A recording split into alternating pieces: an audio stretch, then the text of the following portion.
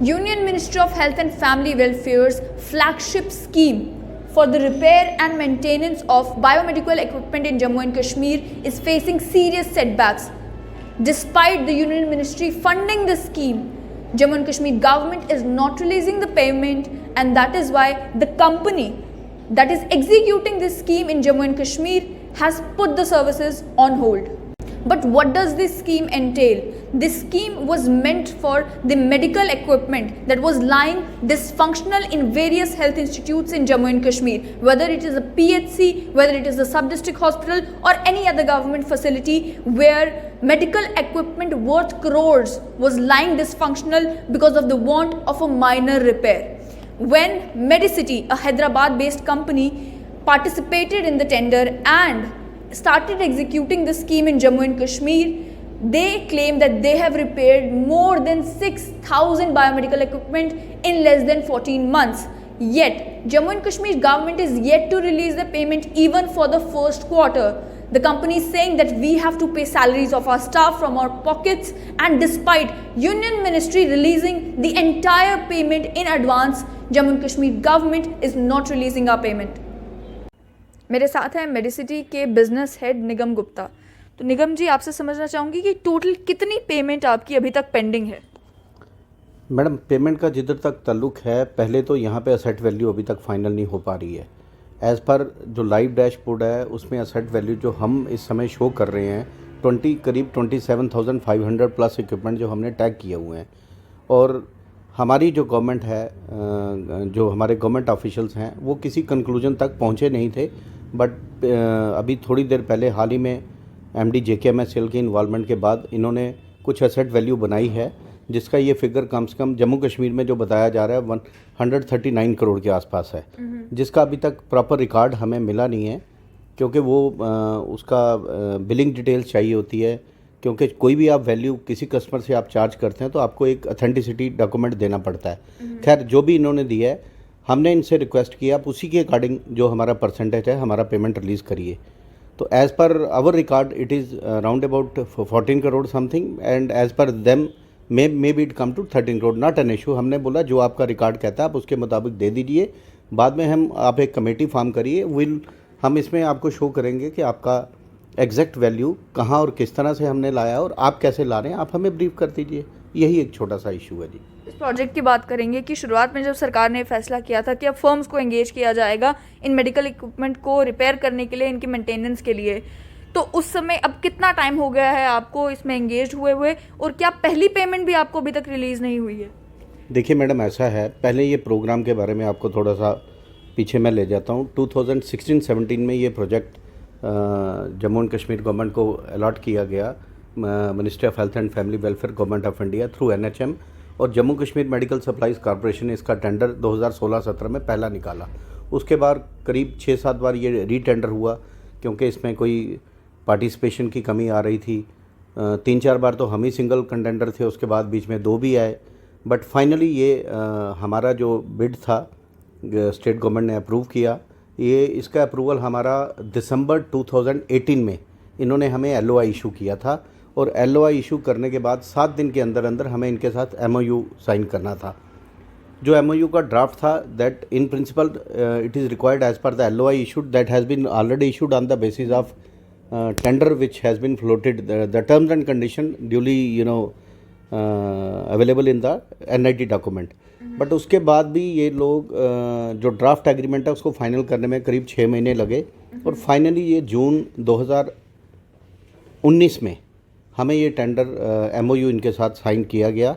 और 3 जुलाई 2019 को हमारे जो फाइनेंशियल कमिश्नर हैं वर्दी मिस्टर डुल्लू सर, उन्होंने एक वीडियो कॉन्फ्रेंसिंग के थ्रू सभी CMOs को इस प्रोग्राम की इम्प्लीमेंटेशन के बारे में बताया, और हमें ये हिदायत दी गई कि हम जाके सभी इक्विपमेंट्स की टैगिंग करें। और फैसिलिटी हेड जो थे, जो नोडल ऑफिसर थे, उनको एक्टिवेट किया गया और उनको ये बोला गया कि वो हमें आगे फैसिलिटेट करेंगे to allow the access into the facilities. Then unfortunately जुलाई में जब ये शुरू हुआ, करीब 20 दिन के बाद ही, 20-25 दिन के बाद ही अगस्त 2005 में आपको पता है ये 370 का जो रिमूवल था उसके कारण टोटल शटडाउन हो गया। बट फिर अक्टूबर में जाके, क्योंकि प्रॉब्लम ये था जितना भी हमारा मैपिंग होता है वो सारा इंटरनेट के थ्रू होता है। हमारा एक मोबाइल ऐप था, इंटरनेट की अवेलेबिलिटी नहीं थी, वो बहुत दिक्कतें हमें आई। बट फाइनली अक्टूबर में हमने स्टार्ट किया और नवंबर 18 2019 आते आते हम करीब 75% 80% के करीब हमने फैसिलिटीज़ टच कर ली। जिसके बाद 18 नवंबर 2019 को ये प्रोग्राम ऑफिशियली लॉन्च किया गया। उसके बाद आपको पता मौसम की कंस्ट्रेंट्स भी थी। कुल मिला के दिसंबर जनवरी में मौसम का काफ़ी इश्यूज़ रहे। खैर एनी हो, प्रोग्राम चला, वो पेस नहीं स्पीड में पकड़ पाया होगा, हम समझ सकते हैं। बट जब मार्च में इसने स्पीड पकड़ी, मार्च में कोविड का इशू आ गया, मार्च एंड आते आते। But till date still we manage to repair more than 10,700 equipment. 10,700 ख़राब मशीनें जो हमारी यहाँ स्टेट में थी हमने रिपेयर की हैं। लाइव डैशबोर्ड है, कोई भी पब्लिक आदमी उस डैशबोर्ड को देख सकता है, इजीली एक्सेसिबल है। तो आप भी उसमें जाके चेक कर सकते हैं कितने इक्विपमेंट ख़राब थे। मैं अगर बात करूं, जब यहीं पे निगम जी आपसे रोक के समझना चाहूंगी कि क्योंकि लोगों में ये परसेप्शन कई बार चल जाती है कि अगर सरकार पेमेंट रिलीज नहीं कर रही है, हो सकता है काम ठीक ना हुआ हो सकता है कि खाली फिगर्स चढ़ा दी गई हैं वेबसाइट के ऊपर, लेकिन निरल में जब आप ऑन ग्राउंड जाओ तो कुछ काम हुआ ही नहीं है। तो क्या आपने ये भी कोई मैकेनिज्म बनाकर रखा है जिससे सरकार चेक कर सकती है कि कहाँ पर क्या एक्चुअल में मशीन रिपेयर हुई है या नहीं हुई है? एग्जैक्टली मैंने आपको इसीलिए बोला ना कि लाइव डैशबोर्ड है, आप भी चेक कर सकते हैं कि जब हमने ये प्रोग्राम पकड़ा तो 7,500 कुछ के करीब मशीनें जो हिस्टोरिकल ख़राब पड़ी थी डिफरेंट फैसिलिटीज़ में, उनमें से भी आज 6,000 से ऊपर मशीनें हम लोग ठीक कर चुके हैं। अब मैं आपको बताता हूँ मैकेनिज़्म क्या रहता है इसमें।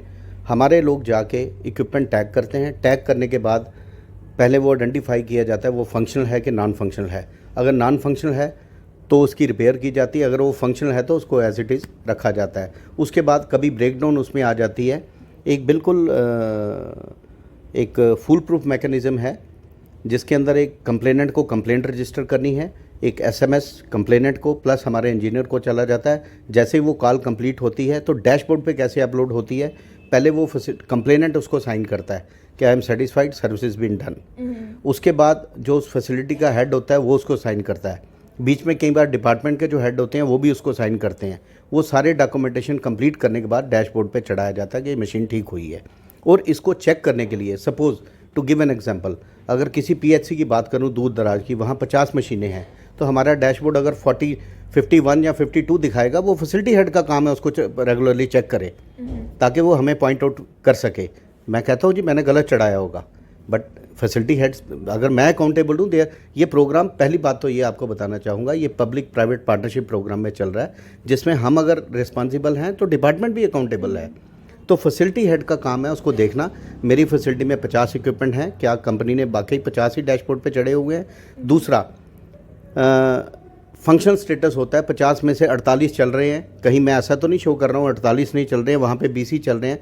तो ऐसी अगर कोई हो तो they have every right to write a letter to their higher ups, to us, to anybody in the public domain, they can throw it out. But ऐसा अभी तक कोई सीरियस कंप्लेंट इन्होंने नहीं रजिस्टर की। देखिए आफ्टर ऑल ये programme service maintenance का है, मेंटेनेंस में कंप्लेंट्स भी आनी है, रिपेयर्स भी होनी है।